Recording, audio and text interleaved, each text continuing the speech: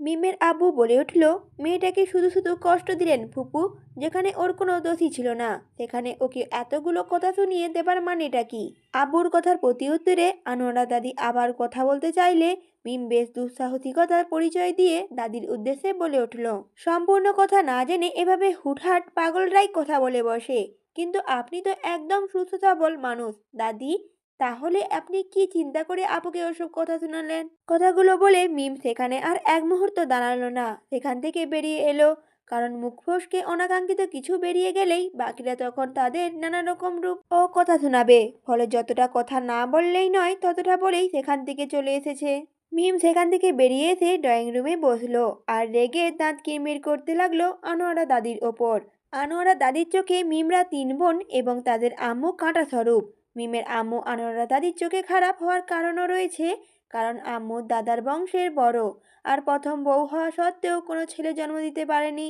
আর মিমরা তিন বোন খারাপ কারণ তারা কেউ ছেলে নয়। আনোয়ারা দাদির কথা হলো, তিনটে মেয়ে না হয়ে একটি ছেলে হলেও যথেষ্ট ছিল। উনি প্রত্যেকবারে এসে কথা শুনিয়ে যায়। আর তাদের তিন বোনের মাঝে আনোয়ারা দাদির সবচেয়ে অপছন্দের মানুষ হলো মিমের আপু, কারণ মিমের আপু বংশের বড় মেয়ে। আনোয়ারা দাদির মতে বংশের বড় হিসেবে মেয়েদের মানায় না, বরং বংশের বড় হতে হয় ছেলেদের। দাদি যতবার মিমদের বাসায় আসেন ততবারই চিন্তায় বেহুশ হন। মিমের বাবার বংশকে এগিয়ে নিয়ে যাবে এরকম কোনো ছেলেই নেই। প্রত্যেকবারে আনোয়ারা দাদি এরকম কথাতে মিম ক্রোধে ফেটে পড়ে। মন তো চায় বেশ করে কথা শুনিয়ে দিই, কিন্তু আব্বু আম্মুর কথা ভেবে চুপ হয়ে থাকে। বেশ কিছুক্ষণ পর আবার এসে মিমের পাশে বসলো, চিন্তিত কণ্ঠে জিজ্ঞেস করলো, এই ছোট আপু, তুই বড় আপুর কাছে গিয়েছিলি? আমি আপুকে সারা বাড়ি খুঁজে বেরিয়েছি, আপু কোথাও নেই। অর্থাৎ আপু এখন ছাদে গিয়েছে। আবার কথায় মিম আঁতকে উঠল। আঁতকে উঠে বলে উঠল, এই কনকনে শীতে ছাদে গিয়েছে? উহ, আজ বাদে কাল বিয়ে আর এখন সে ঠান্ডা লাগানোর ধান্দায় আছে। তুই তাসমিনদের সাথে থাক আপাতত, আমি আপুর কাছে যাচ্ছি। বেশি জনে যাওয়ার দরকার নেই। আপা মিমের কথায় সম্মতি জানিয়ে সোফায় বসে রইল। আর এদিকে মিম বেরিয়ে পড়ল ছাদের উদ্দেশ্যে। এদিকে ছাদে ঠান্ডার মধ্যে দাঁড়িয়ে আছে নাফিসা।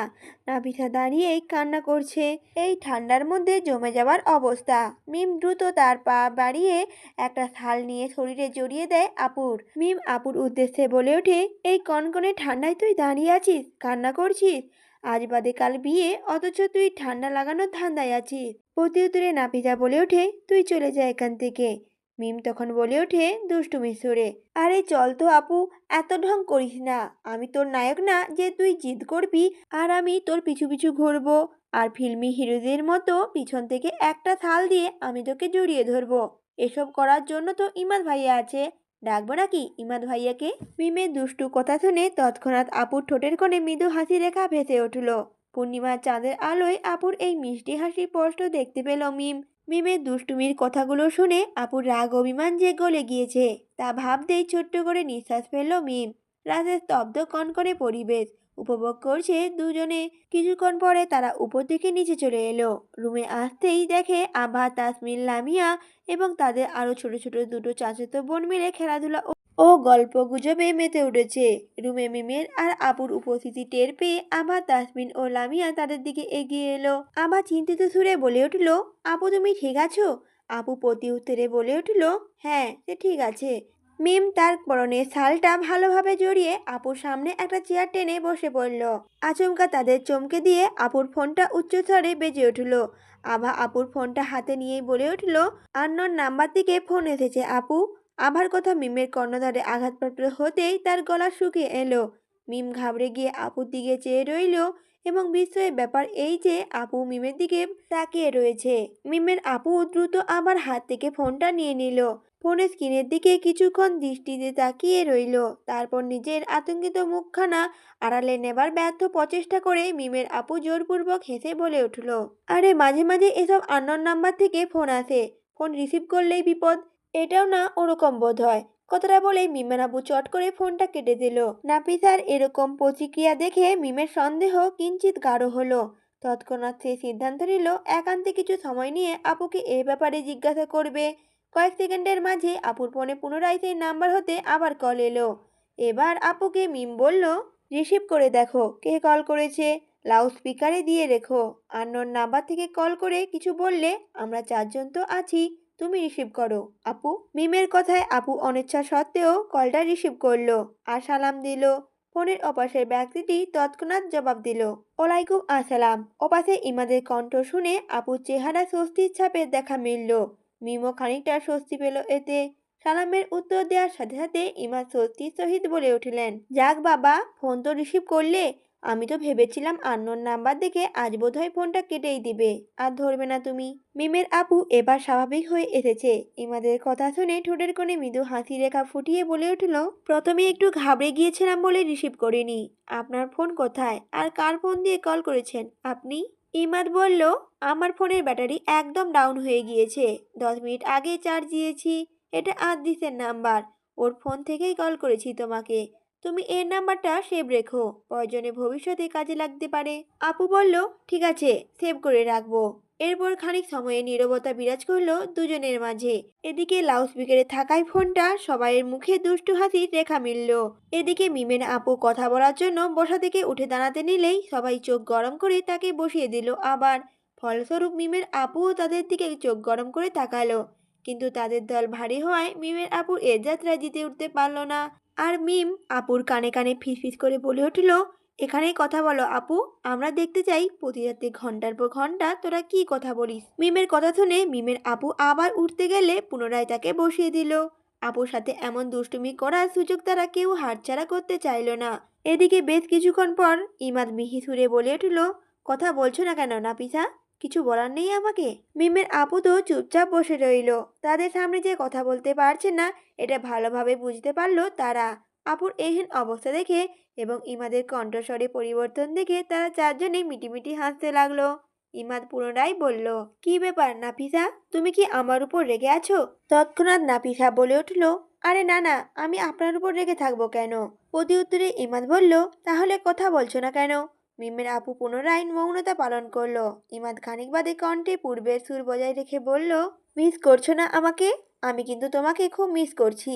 আজ সাদিকের কাছে তোমাদের হলুদের ছবিগুলো দেখলাম। বিশ্বাস করো নাফিসা, হলুদ শাড়িতে তোমায় অপরূপ সুন্দরী দেখাচ্ছিল। তোমার ছবি দেখে আমি এক দফায় তোমার প্রেমে মজে গেলাম।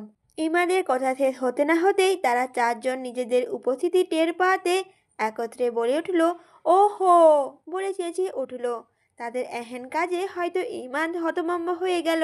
এই কারণেই ইমাদ বিস্মিত কণ্ঠে বলে উঠল, তোমরা তোমরা আমাদের কথা শুনছিলে এতক্ষণ? মিম হেসে বলে উঠল, বাহ, আমাদের কণ্ঠস্বর এক টোনেই এত দ্রুত চিনে ফেললেন আপনি। নট ব্যাড ভাইয়া। ওপাশে ইমাদ সশব্দে হেসে বলে উঠল, বইয়ের খোঁজ রাখি, তার মানে এই না যে শালিকাগণের কোনো খোঁজই রাখবো না। তোমাদের সাথে যে 5-6 বার কথা হয়েছে তাতে তোমাদের কণ্ঠ চেনা আমার কোনো ব্যাপারই নয়। প্রতি উত্তরে মিম হেসে বলে উঠল, এই জন্যই আপনি বেস্ট। আমার আপুর জন্য আপনার চেয়ে ভালো লাইফ পার্টনার হয়তো পাওয়াই যেত না। ইমাদ তখন বলে উঠল, ভুল বললে। আমার জন্য তোমার আপুর মতো লাইফ পার্টনার হয়তো শত চেষ্টার খোঁজাখুঁজিতেও পাওয়া যেত না। এক্ষেত্রে আমি। ইমাদকে মাঝপথে থামিয়ে দিয়ে ওপাশ থেকে কে যেন বলে উঠল, আজকে আমার ফোনে 1000 টাকা বেনিফিট দিবি তুই। বেটা, আধ ঘন্টা ধরে যাবৎ কি কথা বলছিস তুই? একটা দিনেরও তস হয়েছে না তোর? ইমাদ তখন ওই অজ্ঞাত ব্যক্তিকে বলে উঠলেন, শালা কিপটা, কেটে দিচ্ছি এখন। আমি আমার ফোনেই কথা বলবো। এতক্ষণে হয়তো অনেকটাই চার্জ হয়েছে। এই বলে ইমাদ ফোনটা কেটে দিয়ে 1 মিনিটের ব্যবধানে মিমের আপুর ফোনে ভিডিও কল করলো। মিমের আপু কলটা রিসিভ করে একটা জায়গায় রেখে দিল।